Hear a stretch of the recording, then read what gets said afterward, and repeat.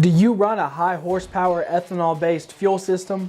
Are you planning on running a flex fuel sensor? Then you need this unrestricted inline flex fuel sensor manifold assembly. The USA made Snow Performance flex fuel manifold assembly is the best non-restrictive way to install the flex fuel sensor in your high horsepower fuel system. The inline flex fuel sensor manifold is designed to be used with E85 or ethanol fuel systems to determine the ethanol content and help your car run on other fuels. This manifold is engineered with dual internal flow paths, allowing a flex fuel sensor to measure ethanol content while avoiding the flow restriction commonly associated with inline sensors. This flex fuel sensor manifold assembly offers peace of mind and performance advantages over running through the sensor only. The manifold features a 10AN ORB inlet and outlet to maximize fuel flow. Both fittings are sold separately so that you can customize the assembly to your needs. This billet aluminum manifold is easy to assemble, extremely compact, and easy to install thanks to the included mount. This included mounting bracket allows for installation virtually anywhere. The manifold is only compatible with ACDelco sensors 13577-429,